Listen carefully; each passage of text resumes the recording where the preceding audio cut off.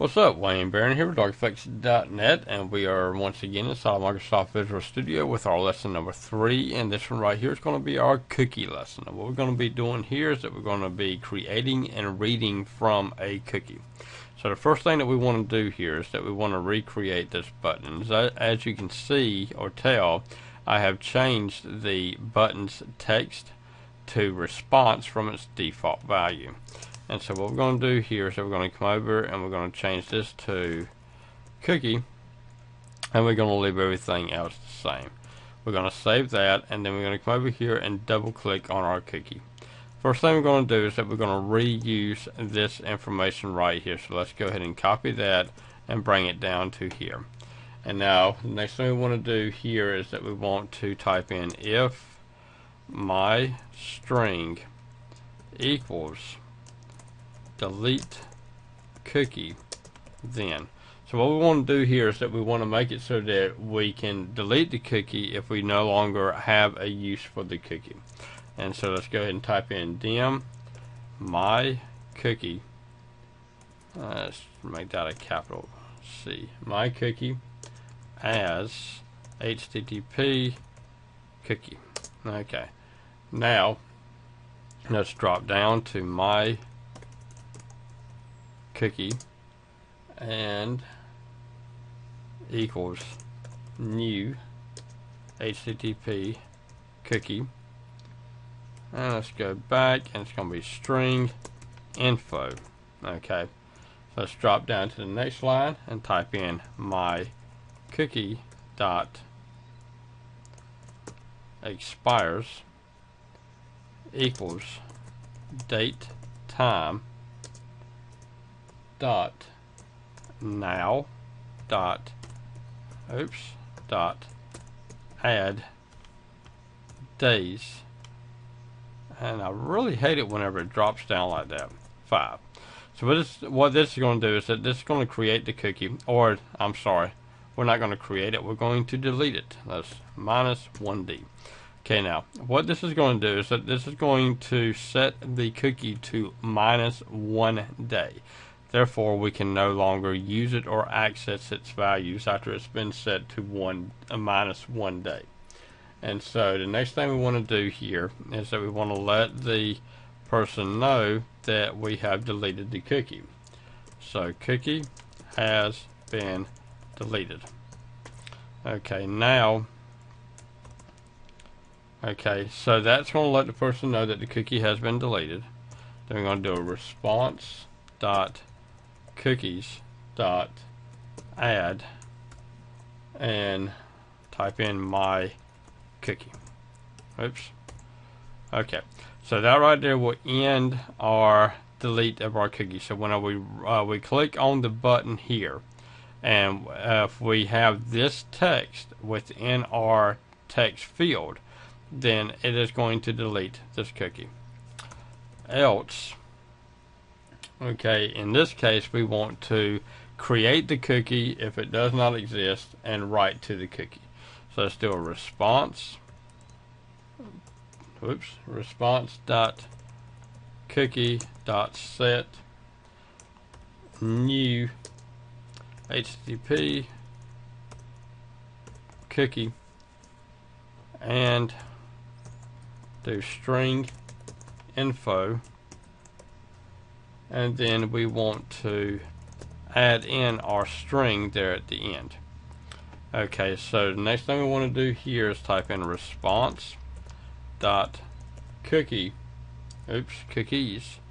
and then string info dot expires equals date time dot now dot add days. And there it goes, drop it down again. We want to set this at 5 days. And so what this is going to do is that it's going to write in the expire of our cookie, and it's going to last for 5 days. After 5 days, then the cookie will automatically be deleted from the user system. So then the next thing we want to do here is type in dim get value as string equals context dot cookie request dot cookie and string info dot value.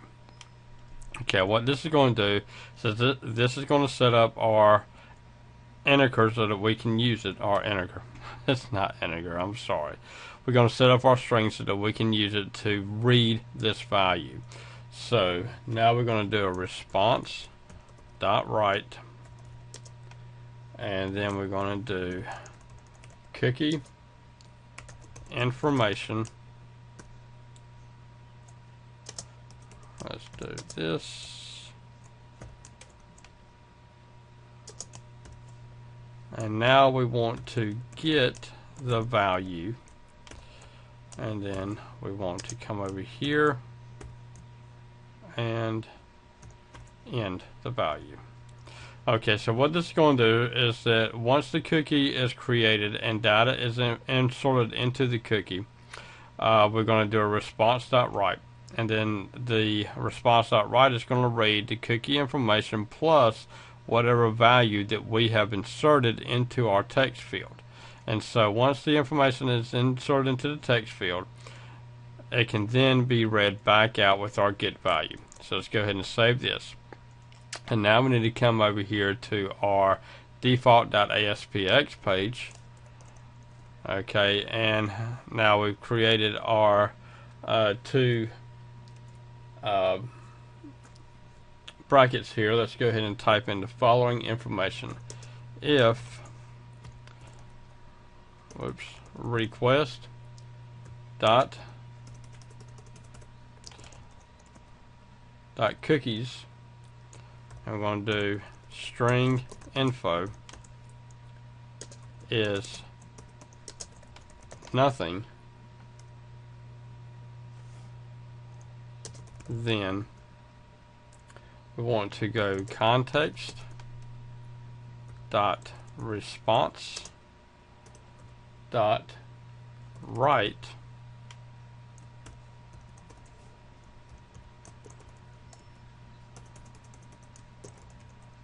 cookie does not exist on system yet. Over here and do else, and then we're going to do dim get value as string equals context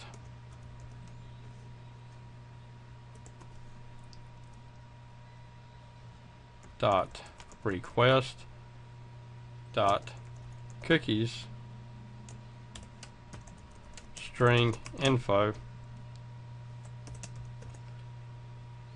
dot value. So let's come down and do a response dot write, and then type in cookie value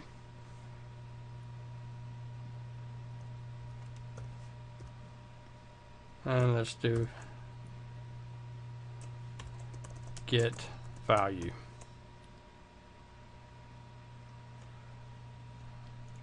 And that right there should take care of it. So what we're going to do here is that we're going to check to make sure that the cookie exists. If it does not exist, we're going to display a message. Cookie does not exist on system yet.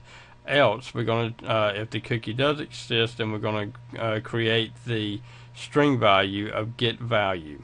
That get value is going to gather the information from the cookie, and then we're going to do response.write. Then we're going to take the get value and we're going to write it out to the user's monitor. So now with that run, let's go ahead and come here, and it's already in debug mode, so let's go ahead and start. Okay, as you can see, cookie does not exist on system yet. And then we also got to come down here, and let's go ahead and do a break there. That way it's already there. So Now, whenever the system's first run or the page is first run, we get cookie does not exist on system. So if we do our response, it tells us to fill out the information. So cookie test. Okay, thank you for the information, cookie test. And now we're going to take the same information, paste it there, and then we're going to create our cookie. And as you can see, the cookie information is cookie test, and then it automatically read the information here and gave us our value of cookie test. And so that is basically it. It's really, really simple. It took me, well, not really simple. It actually took me about almost a good hour to get everything to where it would actually do right. I read one lesson and it got me started, but it would not work worth 2 cents. And so, but anyway, this right here works pretty good. Also, we got to delete our cookie.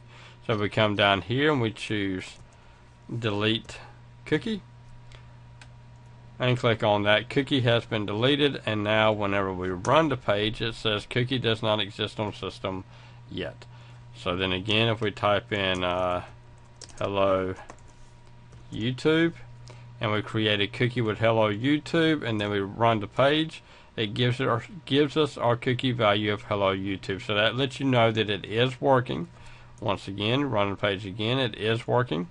And then if you want to delete the cookie, you come down here and you delete it, and the cookie is officially gone off from the system. Alright, Wayne Barron here with Audio-Technica.net. This is lesson number 3 in Microsoft Visual Studio's VB.net. Bye bye.